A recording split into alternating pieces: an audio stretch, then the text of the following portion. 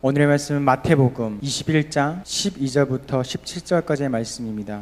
예수께서 성전에 들어가사 성전 안에서 매매하는 모든 사람들을 내쫓으시며 돈 바꾸는 사람들의 상과 비둘기 파는 사람들의 의자를 둘러 엎으시고 그들에게 이르시되 기록된 바 내 집은 기도하는 집이라 일컬음을 받으리라 하였거늘 너희는 강도의 소굴을 만드는도다 하시니라. 맹인과 저는 자들이 성전에서 예수께 나아오매 고쳐주시니 대제사장들과 서기관들이 예수께서 하시는 이상한 일과 또 성전에서 소리질러 호산나 다윗의 자손이야 하는 어린이들을 보고 노하여 예수께 말하되 그들이 말하는 말을 듣느냐. 예수께서 이르시되 그렇다. 어린아이가 젖먹이들의 입에서 나오는 찬미를 온전하게 하셨나이다 함을 너희가 읽어본 일이 없느냐 하시고 그들을 떠나 성 밖으로 베다니에 가서 거기서 유하시니라. 아멘. 제가 목회를 하면서 늘 고민하는 것이 있습니다. 여러분, 제가 뭘 고민할 것 같아요? 우리 교회가 빨리 성장해야 되는데, 우리 교회가 좀 이래야 되는데 저래야 되는데, 아마 여러분들이 목사님 어떤 고민일까 생각할까. 제가 하는 고민은 이것입니다. 뭐냐 하면 주님 만났을 때에, 주님 오셨을 때에, 혹은 주님이 나를 바라보시면서 그래, 그게 바로 내가 원하던 목회다. 그래, 그게 내가 바로 원하던 교회다. 이러면 좋겠는데 만약 그렇지 않으면 어떻게 하지? 이런 고민이 있어요. 성경을 볼 때마다 그런 생각을 자주 하게 됩니다. 왜냐하면 오늘 우리가 함께 읽은 마태복음 21장의 말씀이 예수님께서 십자가를 지시기 위해 예루살렘에 입성한 다음에 있어졌던 일들입니다. 예수님께서 예루살렘에 오실 때에 많은 사람들이 예수님을 정치적인 해방자로 믿었기 때문에 호산나 다윗의 자손이여 외치고 환호했었습니다.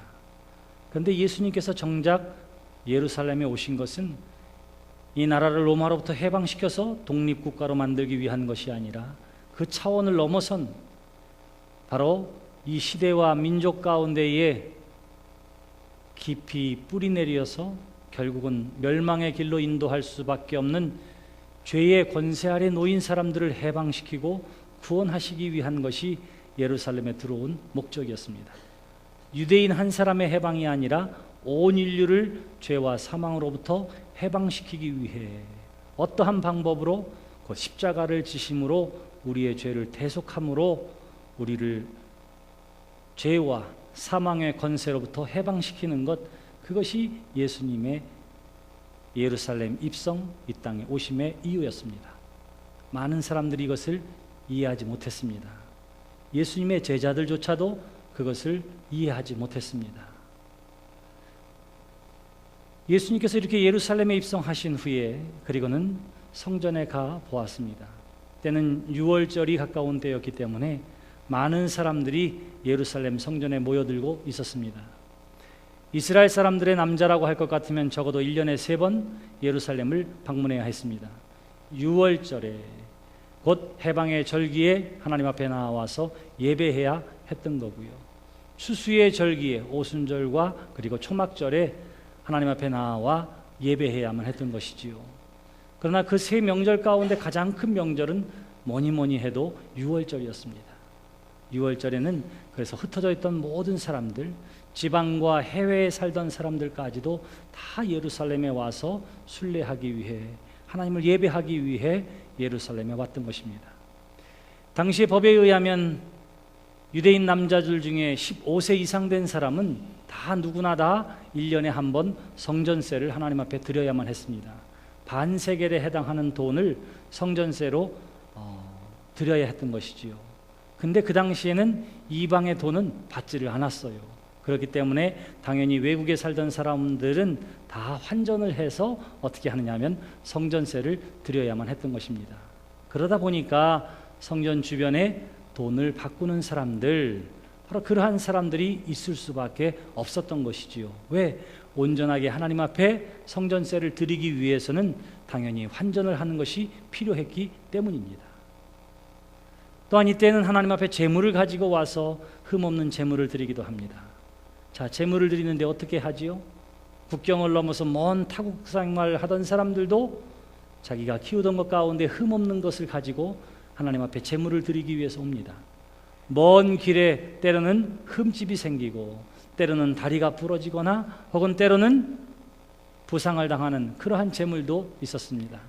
그러니까 이렇게 오는 여행길에서 병들거나 다친 것은 하나님 앞에 제물로 드릴 수가 없었어요. 왜냐하면 흠없는 것으로 하나님 앞에 제물을 드려야 했기 때문입니다. 그러니까 마땅히 성전에 왔을 때에 흠이 생기고 흠집이 생겼던 동물들은 새로운 가축들과 바꿀 수밖에 없었고요. 또는 먼 곳에서 오면서 미처 제물을 준비하지 못했던 사람들은 성전 주변에서 필요한 제물을 살 수밖에 없었던 것입니다. 그러니까 성전에서 이와 같이 환전상도 필요했고요. 제물을 드리는 데 있어서 그 제물을 사고 파는 사람도 반드시 필요했던 것입니다. 그러니까 이것은 온전히 예배하기 위해 필요한 사람들이었지요.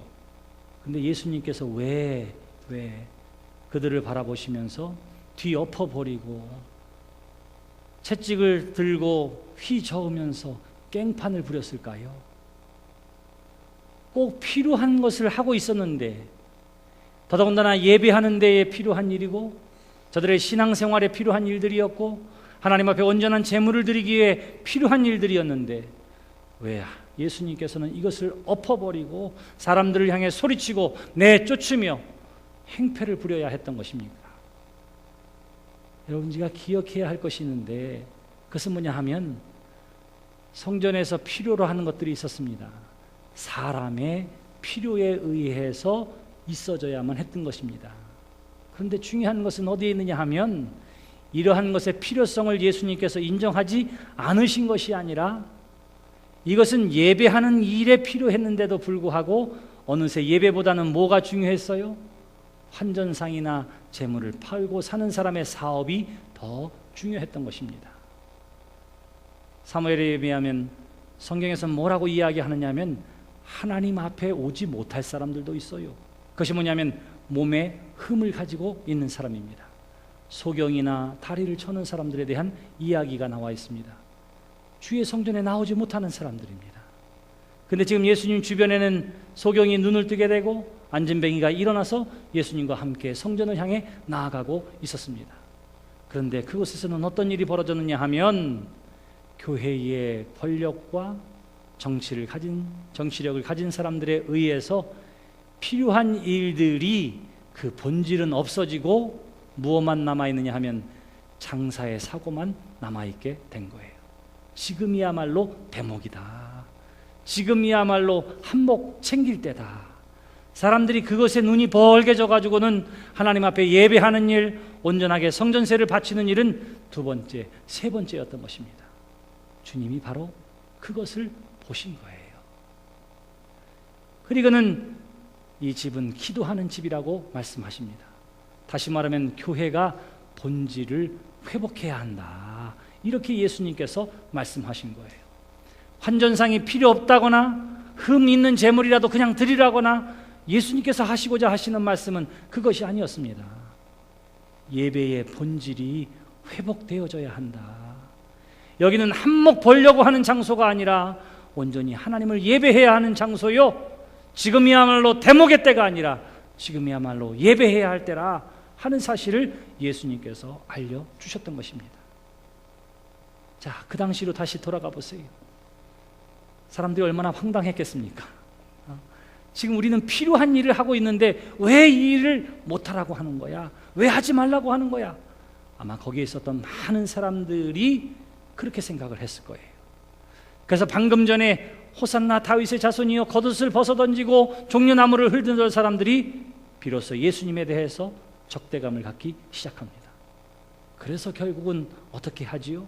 흉악한 범죄자 바라바와 예수 중에 누구를 놓아줄까라고 이야기했을 때에 적대감을 가졌던 민중이 결국은 누구를 택하느냐 하면 예수가 아니라 강도 바라바를 선택하게 되는 거예요. 왜? 내 맘 같지 않았으니까.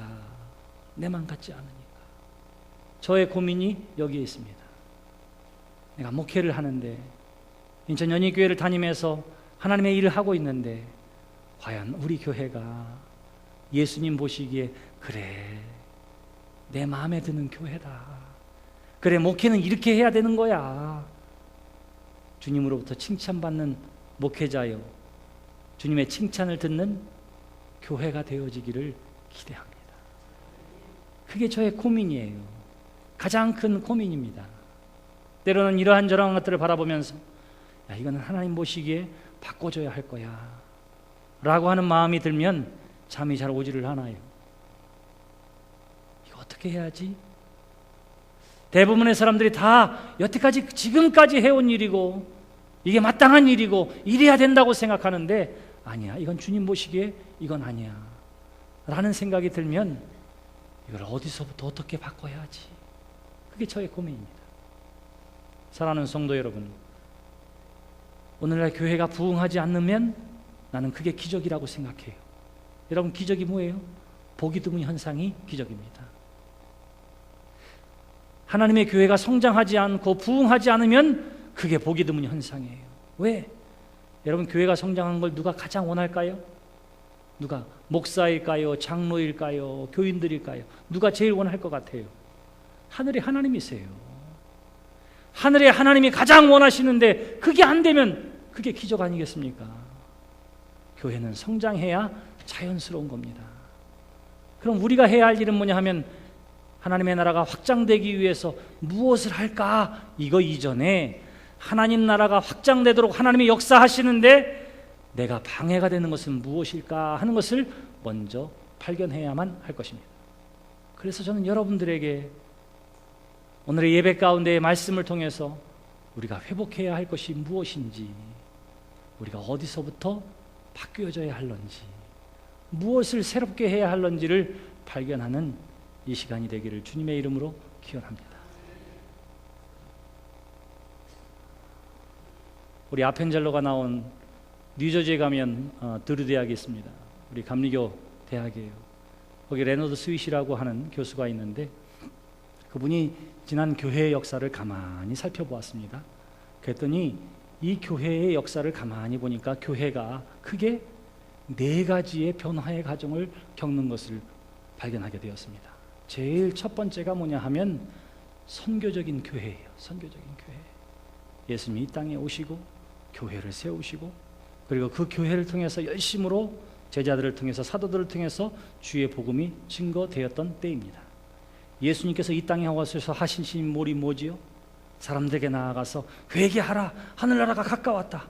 들로 가고 산으로 가고 해변으로 다니면서 길가에서 계속해서 하늘나라를 선포하셨습니다. 하늘나라를 선포하셨던 예수님께서 십자가의 사역을 마치시고 부활 승천하셨어요. 그리고는 주의 성령을 보내주셔서 성령의 충만함을 받은 제자들이 한 일이 있었습니다. 그게 뭐냐 하면 나가서 복음을 증거하는 일이었습니다. 예수는 그리스도시요 살아계신 하나님의 아들이시라고 아무 누구라도 예수 그리스도로 말미암지 않고는 하나님의 나라에 다다를 수가 없다고, 예수를 믿으라고, 바로 이것이 복음이라고 수없이 많은 사도들이 나아가서 복음을 증거했습니다. 열심히 전도하고 열심히 선교하는 일을 했어요. 그때의 교회는 어떻게 되느냐 하면 점점 부흥하고 성장하기 시작했습니다. 초대교회에 25,000명밖에 되지 않는다 그랬지요. 그리고 나서는 저 뒤에 콘스탄틴 황제가 밀라노 칙령을 통해서 로마의 국교를 기독교로 정할 때가 있었어요. 바로 그때 그 바로 직전까지 기독교회는 얼마나 성장하느냐 하면 2천만 이상의 기독교인을 얻게 되었습니다. 근데 그때가 가장 박해가 심할 때였어요. 예수 믿는다고 하는 사실 때문에 죽음을 감당해야 하고 화형당해야 했고 동물의 우리에 던져져야만 했던 때가 가장 극심한 박해의 때가 그때였습니다. 그럼에도 불구하고 복음은 전 세계로 물들여지기 시작하는 거예요. 지중해 연안으로부터 시작해서 로마에 이르기까지. 그 이유가 뭔지 아세요? 그들은 오로지 주의 복음 증거하는 일에, 예수는 그리스도라고 선포하는 일에 최선을 다하는 선교와 복음의 열정 때문이었습니다. 그게 바로 그때의 교회의 모습이었어요. 자, 이러한 교회가 313년 콘스탄틴 대제에 의해서 로마의 국교로 세움받게 되니까 이제는 더 이상 교회의 교인들이 카타콤 지하 동굴에서 모여서 예배할 이유도 없었고 숨어 다닐 이유도 없었습니다. 이제는 땅 위로 올라와서 교회에 건물을 세우고 그리고는 어떻게 하기 시작하느냐면 그때에서야 비로소 공개적인 예배를 드리게 되고 그때에서야 비로소 찬양대를 조직해서 하나님의 이름을 찬양하기도 하고 그때야 비로소 하나님 앞에 예전을 갖추어서 하나님 앞에 예배하기 시작했습니다. 강대상이 세워지고 십자가가 세워지고 교회 예배의 예전이 세워지고 하던 일들이 다 그때 되어졌던 일들이에요. 이때를 목회적인 교회라 이렇게 이야기합니다. 그런데 선교에 대한 전도에 대한 부흥운동이 오히려 로마가 기독교를 국교로 세운 다음에 더 크게 번져날 줄 알았더니 사실은 어떻게 됐느냐 하면 이것이 조직화되어지고 예식화되어지고 체계화되어지니까 운동은 더 이상 운동으로서의 생명력을 잃어버리고 말았습니다. 그래서 어떻게 하느냐 하면 사람들이 예전에 따라서 엄숙하고 경건하게 하나님의 몸된 교회에 나와서 예배하는 일들은 활발하게 이루어졌지만 세상에 나아가서 주의 복음을 증거하고 열정적으로 하나님의 나라를 선포하는 일은 점차 줄어들기 시작하고 오히려 무엇에 힘을 쓰느냐 하면 멋진 교회를 건축하고 예전을 거룩하게 만드는 일들에 힘쓰기 시작한 거예요. 그때가 바로 목회적인 교회의 시대였습니다. 이러한 일들이 저 유럽에서뿐만 아니라 미국으로도 건너오게 돼요. 미국의 청교도들에 의해서 영국에서 처음 미국에 복음이 들어왔을 때에 그들에게도 똑같은 일들이 반복되어집니다. 처음 복음을 받아들였던 사람들이 열심으로 전도하기 시작했어요. 열심으로 예배하기 시작했습니다. 거기에 진정한 부흥의 역사가 나타나기 시작하고요. 그렇게 부흥되어지니까 큰 교회를 짓는 일에 열심을 다하고 그리고 교회를 짓는 것뿐만 아니라 그 안에 예전과 교리를 세우는 일에 열심을 다하게 돼요. 전도 부흥에 대한 열정은 사라지게 되고 조직화되어지고 체계화된 교회의 모습만 남게 된 것입니다. 그 다음엔 어떻게 됐을까요?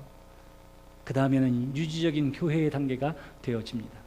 더 이상 복음 전도의 운동이 살아 움직이는 운동이 아니라 체계적이고 조직적인 구조 안에 머물게 되니까 그 다음엔 어떻게 되느냐 하면 목회적인 교회로 변하여지게 되고 교회가 세워지긴 했지만 생명력을 잃어버리게 되니까 그 다음부터 하는 것은 뭐냐 하면 그저 교회를 유지하는 일, 거기에 힘쓰게 됩니다. 회의가 많아졌어요. 회의하면 무엇에 대해서 이야기하느냐 하면 우리 교회 재정이 얼마인데 무엇을 어떻게 해야 하고 어디다 써야 하고 얼마가 모자라고 얼마를 계획해야 하고 이러한 것들에 신경을 쓰기 시작합니다. 모이면 어떻게 하면 주의 복음을 증거하고 모이면 어떻게 하나님의 말씀을 선포하고 모이면 어떻게 저 땅과 저 민족을 구원할 것인가, 이런 것에 대한 회의는 하지 않아요. 어떻게 하면 우리 교회를 잘 유지할 수 있을까, 바로 이런 것들입니다. 제가 미국에서 목회할 때도 마찬가지였어요. 모이면 회의합니다. 뭐에 대해서 회의하느냐, 어떻게 하면 교회를 건축할 수 있을까, 어떻게 하면 땅을 마련할 수 있을까, 어떻게 하면 우리 교회가 안정적으로 자라날 수 있을까. 교회를 건축할 때에도 안정적인 수입원을 위해서 1층은 상가로 세를 주고 2층부터는 교육관으로 예배당으로 그렇게 찌면 우리 교회는 평생 돈 걱정은 하지 않게 될 거야, 이러한 생각을 가지고 교회 건축 구조 양식도 바꾸게 됩니다. 뭐 하는 거에 관심이 있어요? 어떻게 하면 교회를 잘 유지할 수 있을까. 바로 그것이 유지적인 교회의 단계였습니다. 시간이 지나고 나서 보니까 점점 부흥해야 할 교회가 어떻게 되느냐 하면 오늘날 저 유럽이나 혹은 부흥하지 않는 교회의 역사가 4번째 단계에 다다르게 됐어요. 박물관 교회라고 하지요. 뭐냐면 이제는 교회가 관광지가 됐습니다. 여러분들이 유럽 여행을 가시면 반드시 크고 유명한 교회를 한 번쯤 들리게 될 거예요. 무엇을 위해서? 예배하려고요? 아니에요. 관광하러. 유럽의 어느 나라를 가든지 간에 유적지 가운데 교회가 빠진 적이 없습니다. 가서 보면 뭐예요? 헌금함은 뒤에 있는데 예배는 제대로 드려지지 않습니다. 이제는 관광지가 되고 말았어요. 그게 박물관 교회예요. 이게 오늘의 현실이고 그리고 교회가 지금 나아가는 방향입니다. 그러면 우리에게 희망이 있을까요? 그러나 절망하지 않아도 됩니다.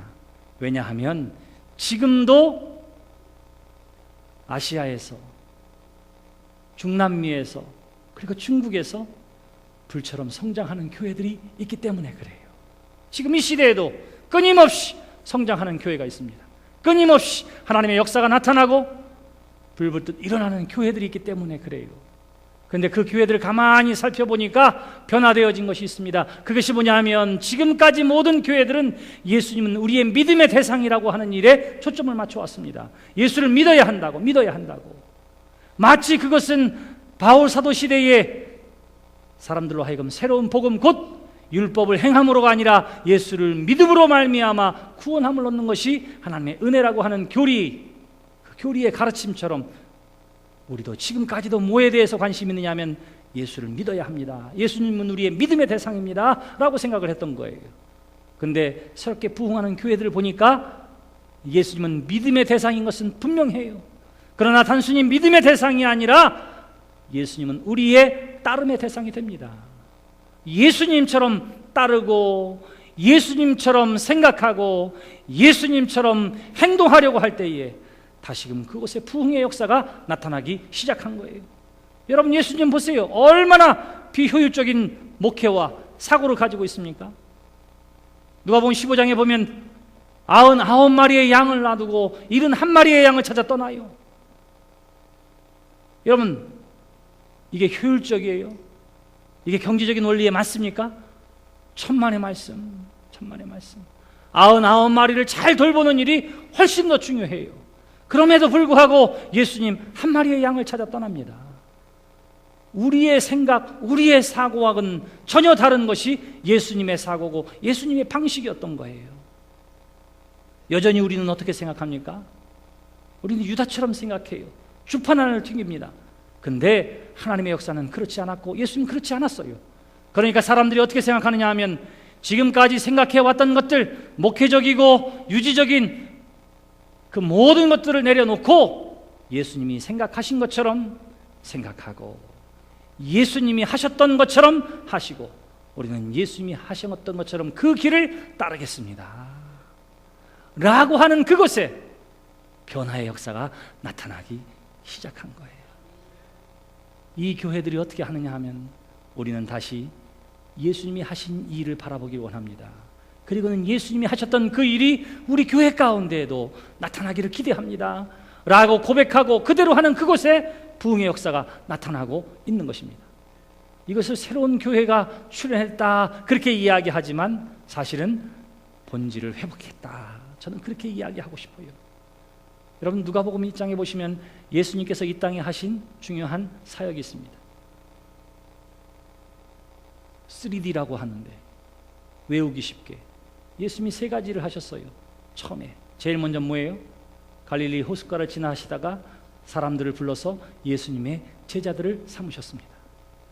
그리고는 예수님께서 성전에 가서 성전 안에 보니까 귀신 들린 사람이 있어요. 그 귀신을 내어 쫓는 일을 하셨습니다. 악한 영을 내어 쫓는 일을 하셨습니다. 세 번째 하신 일이 있어요. 모든 병자들을 예수님께서 고쳐주셨다 그렇게 이야기합니다. 자, 중요한 것이 있는데 제자들을 삼는 일, 그래서 하나님의 일을 할 수 있도록 돕는 일을 하시고요. 제일 먼저 어디로부터? 교회 안에 있는 악한 영을 쫓아냄으로 말미암아 교회를 회복시키고 세상의 악한 것들을 물리쳐 회복시키는 하나님의 일을 해나가게 되는 것입니다. 그래는 뭐예요? 질병에 걸린 사람들을 치료해주고 고쳐줌으로 말미암아 하나님의 능력과 권능을 나타내는 예수 그리스도의 사역을 우리가 보게 되는 것입니다. 오늘 우리에게도 마찬가지예요. 나 하나 신앙생활 잘하는 것으로 끝나는 것이 아니라 나를 통해서 만나주시고 나를 통해서 주어주신 이 하나님의 복음이 또 다른 누군가를 통해서 세상에 나아가지고 전파되어지기 위해 온전한 관계 속에서 제자 삼는 일이 교회 안에 있어야 합니다. 그래서 어떻게 하느냐 하면 온전한 신앙의 교육과 말씀의 교육을 통해서 하나님의 사람들을 만들어내는 일을 우리가 해야 되는 거예요. 어떻게 해서든지 하나님의 사람으로 세워질 수 있도록 배려하고 돌보는 일이 얼마나 중요한지 모릅니다. 예수님은 일보다 더 중요하게 생각했던 것이 사람이에요. 사람. 그래서 일은 좀 못해도 사람이 상처받는 일은 예수님께서 원하지 않습니다. 어떻게 해서든지 사람을 고치고 치유하고 회복시켜서 하나님의 사람으로 변화받게 하는 것이지요. 교회 안에, 성전 안에 악한 영이 들린 사람이 있었다고 이야기합니다. 그 사람으로 말미암아 교회가, 예배가 어지러워지게 되었어요. 그때 예수님께서 어떻게 하셨지요? 귀신을 내어 쫓으신 줄 믿습니다. 여기 중요한 게 있어요. 사람을 내쫓은 게 아니라 누구를 내쫓다고요? 귀신을 내쫓은 거예요. 악한 영을 내쫓는 거예요. 사람은 수용하고 받아들이되 악한 것을 내어 쫓을 수 있는 하나님의 권위와 능력이 우리 가운데 있어지게 되기를 주님의 이름으로 축원합니다. 매우 중요해요. 매우 중요해. 우리 교회에 온 사람 중에 어떤 사람도 교회 안에서 상처받아서는 안 될 것입니다. 어떠한 사람도 아픔으로 시험 들지 않게 하십시오. 우리가 경계하고 쫓아내야 할 것은 악한 영이에요. 악한 영. 예수님께서 그 일을 하십니다. 질병 치유를 통해서 하나님의 능력과 권세를 나타내 보여주십니다. 우리의 생사회복은 누구의 손에 달렸느냐 하면 하나님의 손에 달렸어요. 하나님의 손에 달렸습니다. 표정호 성도님이 교통사고가 크게 났어요. 얼마나 컸는지 가보신 분은 깜짝 놀랄 거예요. 문병을 갔는데, 길병원에 갔는데 아이고 어찌하나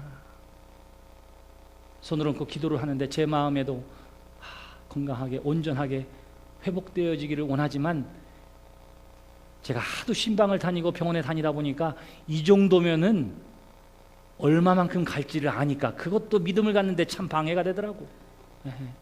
이 정도면 좀 있으면 잘라질 것 같으니까 아이고 그것도 기도하는데 방해가 되더라고.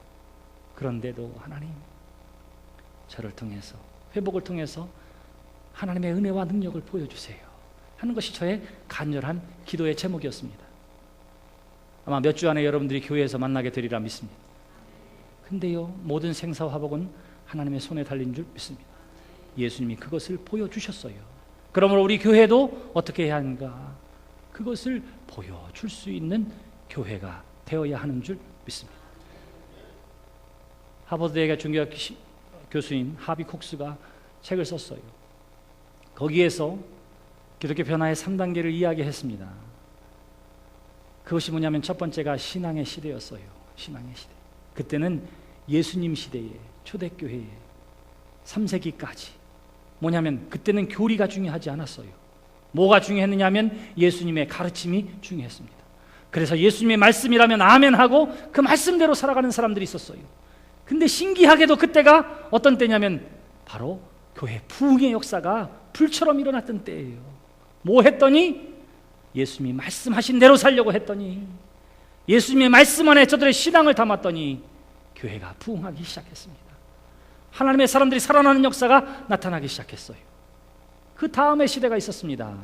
그 다음엔 어떻게 됐냐면 국교화된 이후에 이제는 체계화하기 위해서 뭐가 생기냐 하면 말씀을 분석하고 해석하고 체계적으로 만들다 보니까 교리가 생기기 시작했어요. 믿음의 교리, 신앙의 교리, 구원의 교리, 교회의 교리, 교단의 교리들이 만들어지기 시작했습니다. 교단들은 활발하게 여러 개의 교단이 나타나긴 했지만 그러나 어떻게 됩니까? 말씀의 권위보다는 교리가 더 강한 시대가 와요. 그래서 어떻게 되느냐면 그 교리를 믿어야만 구원을 얻는 것으로 그 교리가 우선되어지는 결과를 낳게 됩니다. 우리 감리교도 마찬가지입니다. 우리가 예수를 믿기로 작정하면 뭐 해죠? 옛날에 학습을 받았어요. 학습 받고 6개월이 지나서야 뭘 하느냐 하면 세례를 받았습니다. 세례를. 어떤 교회는 이거 세례교육, 신앙교육 철저하게 해야 해. 1년 동안 학습의 기간을 둔 교회들도 있었어요. 1년 동안. 여러분 성경에 그 얘기가 나와요? 안 나와요? 나와요? 안 나와요? 안 나와요. 예수를 믿으면 그 자리에서 사도 바울을 통해서 베드로를 통해서 세례를 주면 성령이 그 안에 임하고 방언도 터지고 예수 믿는 구원의 역사가 나타나게 된 줄 믿습니다. 근데 어떻게 됐다고요?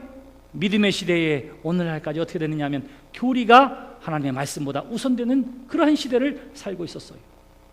오늘로부터 최근 50년 전까지의 시대를 우리는 어떤 시대라고 하느냐 하면 성령의 시대였다. 그렇게 이야기합니다. 교리만으로 되지 않는 것을 알았습니다. 교리가 중요하지 않다고 하는 사실도 깨달았어요. 그리고는 성령의 역사하심이 목격되어지고 체험되어지는 시대 가운데에 살고 있습니다. 최근 20년 동안은 어떠한 변화가 있었느냐 하면, 그래서 중요하게 대두되어지는 것이 무엇보다도 말씀의 바탕을 둔 영성이 우리에게 정말로 중요한 시대구나. 영적인 갈급함을 가지고 성령을 사모하는 시대가 되어지게 된 것입니다. 오늘 우리 교회는 어떻게 해야 합니까? 오늘 우리의 인천 연희교회는 어떻게 해야 할 것인가?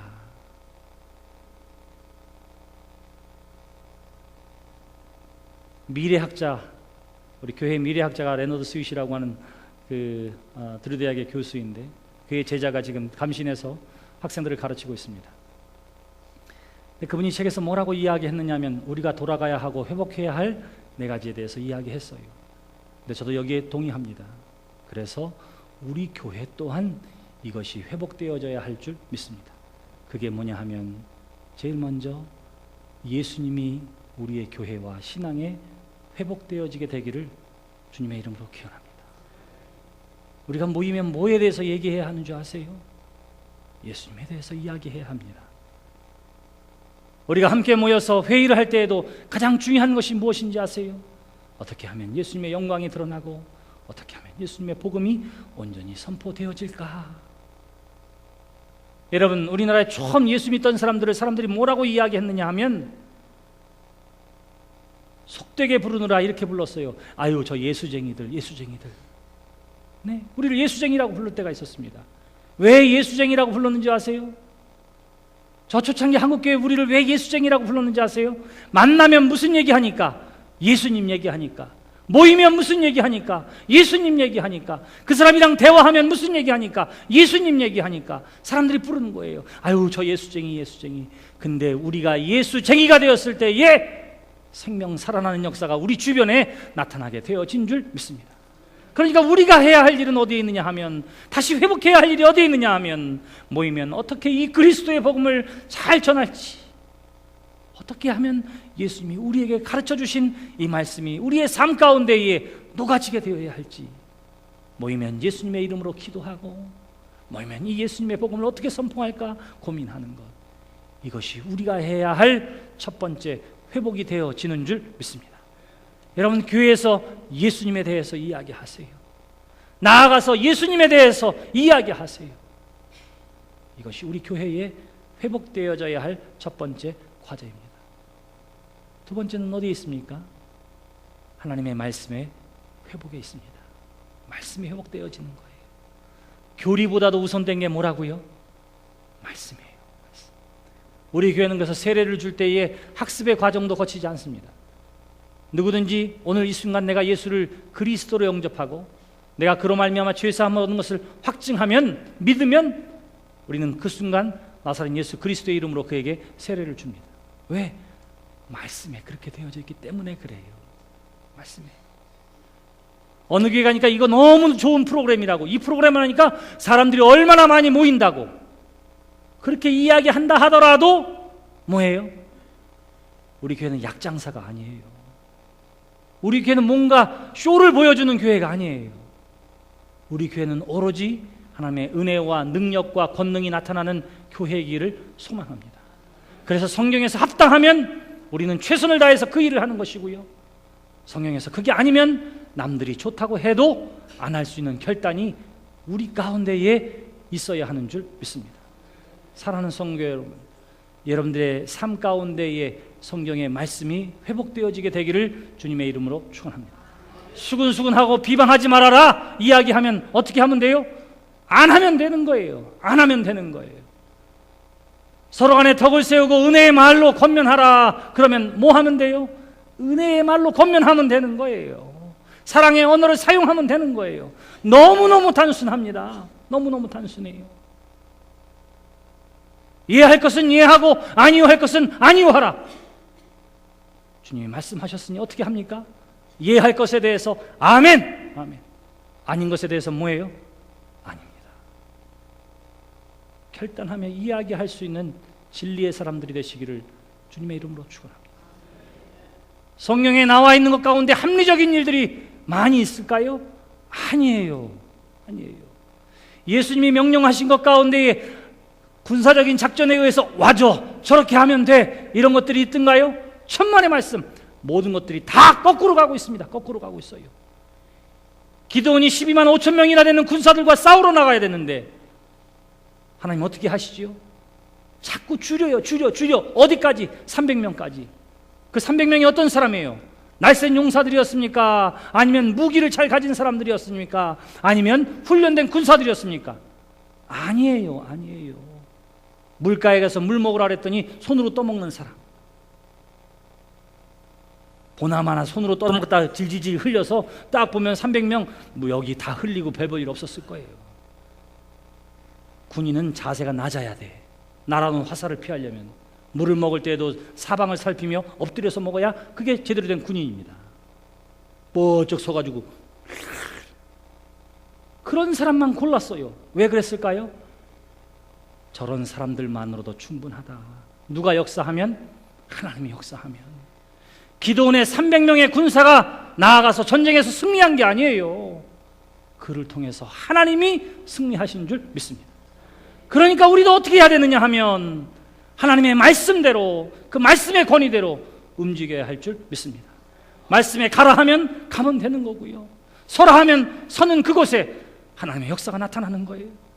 오병이어 지극히 보잘것없는 도시락이라 하더라도 하나님 앞에 드려지고 감사할 때에 나는 정말로 그것이 5천 명을 먹고도 남음이 있는 역사가 나타난다고 믿습니다. 그러므로 사랑하는 성도 여러분, 말씀의 권위가 우리 가운데 회복되어지게 되기를 주님의 이름으로 기원합니다.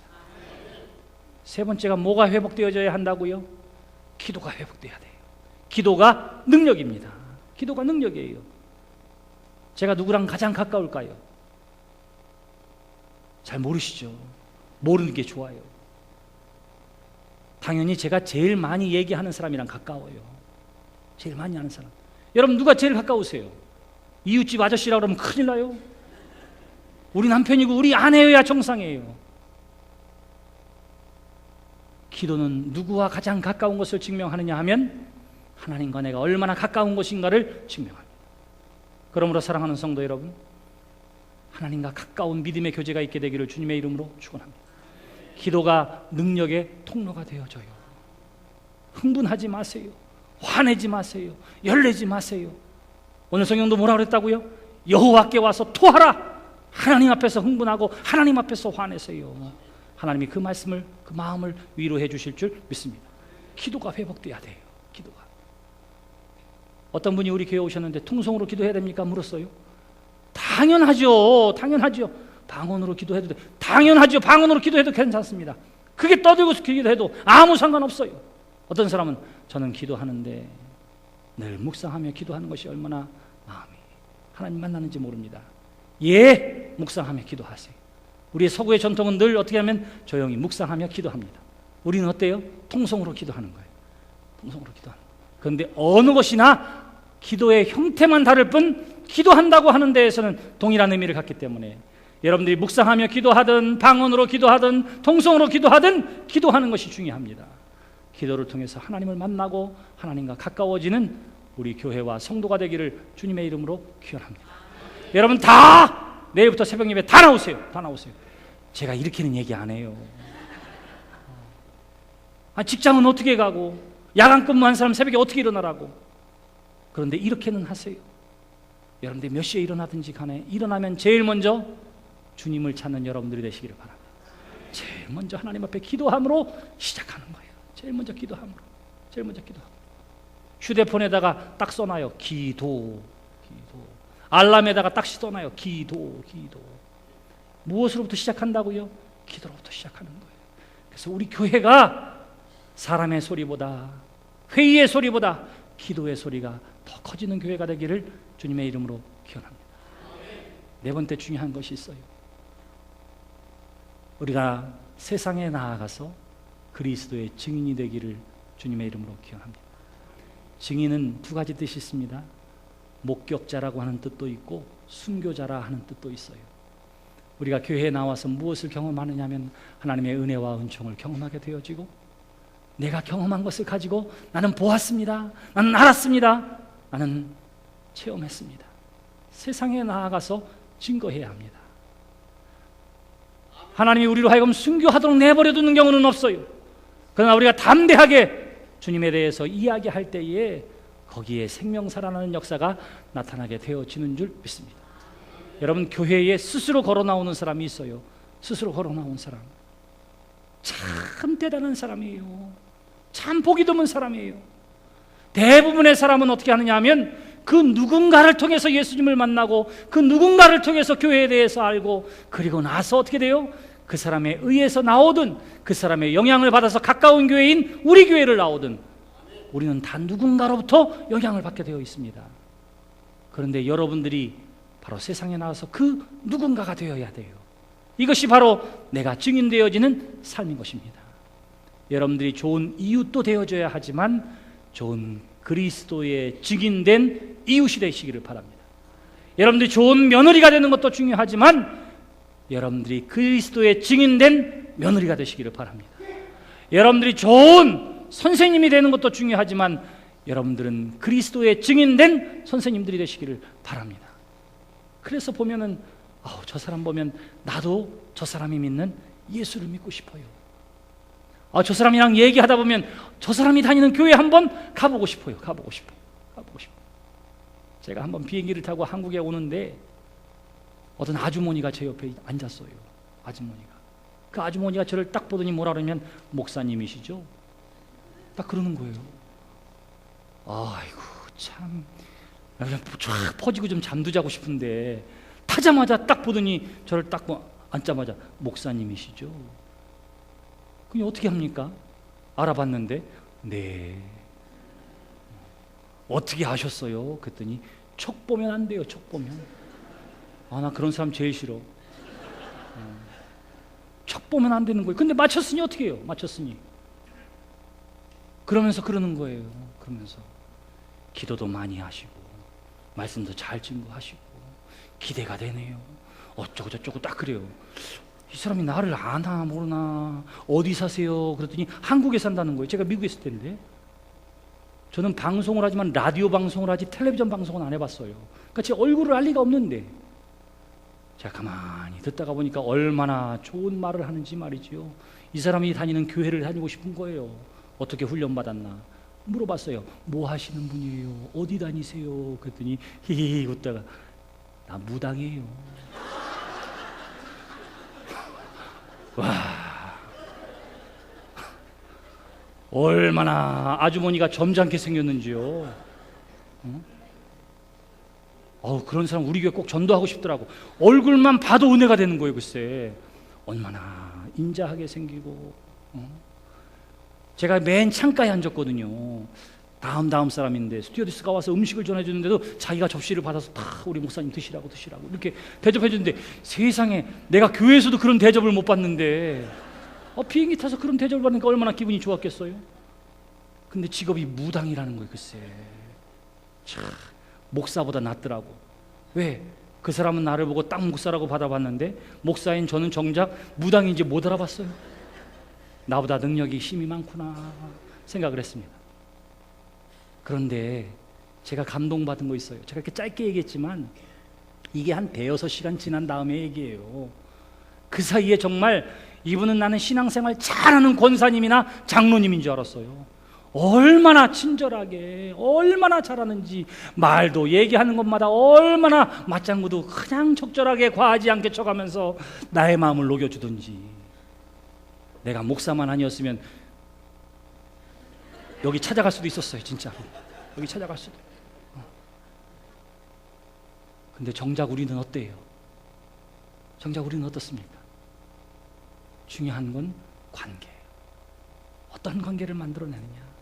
내가 아무리 예수님을 잘 믿는다 하더라도 이웃과 좋은 관계를 맺지 못하면 이웃을 전도하지는 못할 거예요.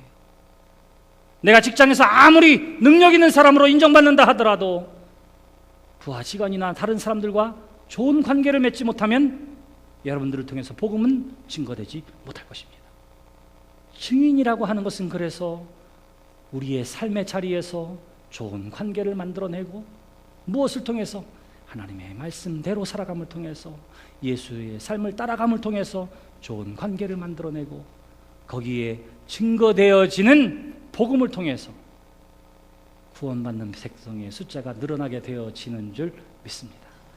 그러므로 사랑하는 성도 여러분, 여러분들이 세상에 나아가서 그리스도의 증인임을 잊어버리지 마세요.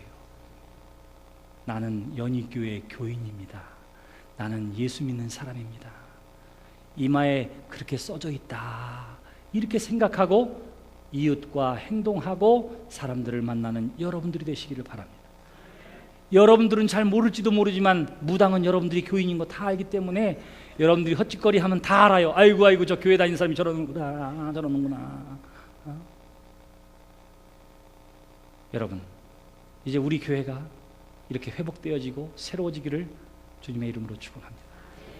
어떻게 하면 예수님의 복음을 잘 증거할까? 우리의 대화 가운데 예수의 이름이 회복되어지고, 우리가 생각하고 판단하는 모든 것의 근거가 하나님의 말씀 가운데 있고, 하나님과 우리가 가까워지지 아니하면 우리는 생명을 잃게 되고 말 것입니다. 기도가 호흡이라고 그랬지요. 호흡을 중단하면 안 돼요. 우리의 교회에 기도가 회복되어지게 되기를, 증인으로서의 삶이 회복되어지는 교회가 되기를 주님의 이름으로 축원합니다. 기도합시다.